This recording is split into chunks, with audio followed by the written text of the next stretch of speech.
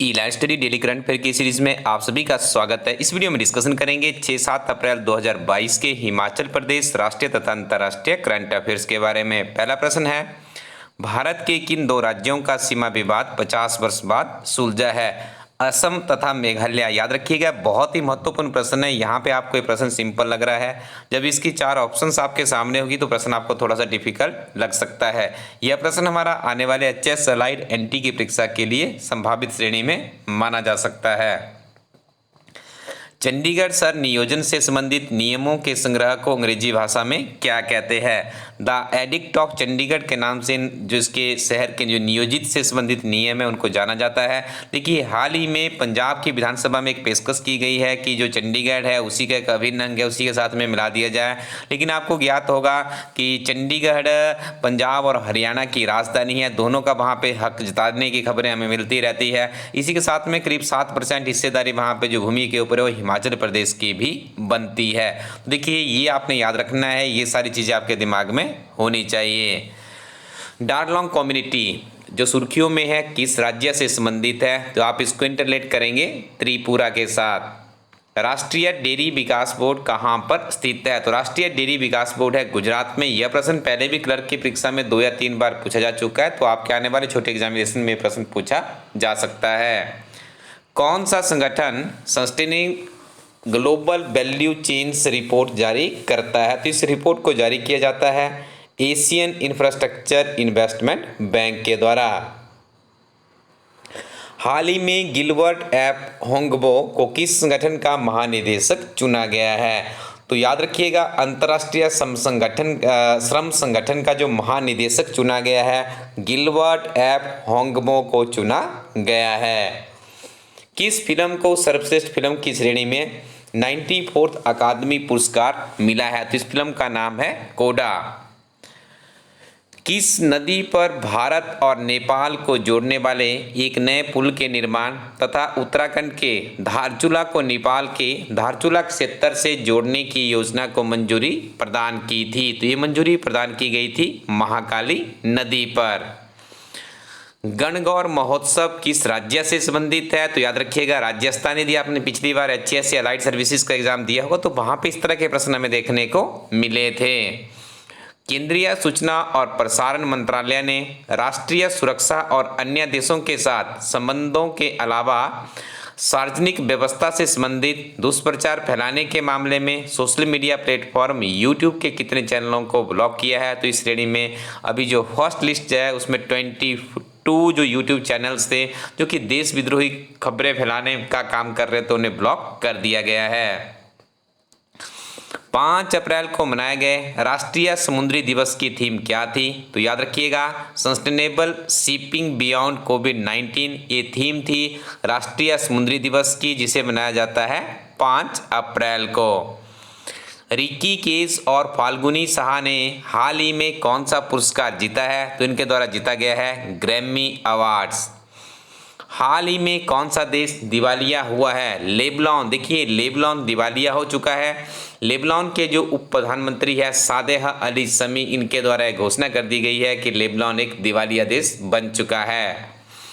Bharatiya Janata party का स्थापना दिवस कब मनाया जाता है? 6 अप्रैल 1980। ये प्रश्न भी आपके लिए इम्पोर्टेंट है, क्योंकि वर्तमान में केंद्र में यदि बात करेंगे तो भारतीय जनता पार्टी सत्ता में है और हिमाचल प्रदेश में भारतीय जनता पार्टी। और हाल ही में आपने देखा था 5 विधानसभाओं के जो चुनाव हुए थे उनमें पंजाब को छोड़ करके चारों जगह पे भारतीय जनता पार्टी की सत्ता में वापसी भी हुई है।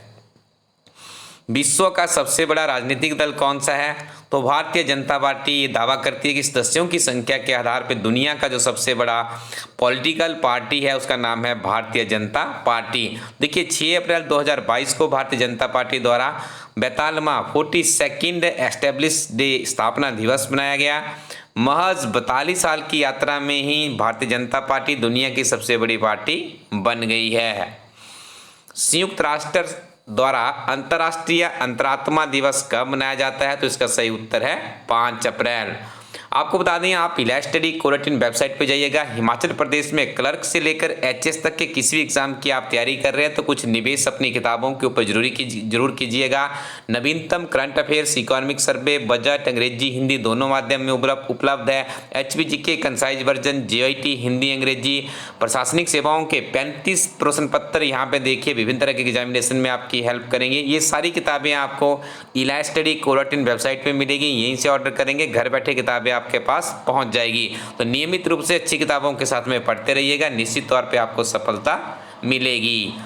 आगे हम डिस्कशन करेंगे 6-7 अप्रैल 2022 के हिमाचल प्रदेश के करंट अफेयर्स के बारे में। पहला प्रश्न है, हिमाचल प्रदेश सरकार द्वारा 3 वर्ष के लिए हिम केयर कार्ड के लिए कितना शुल्क निर्धारित किया है?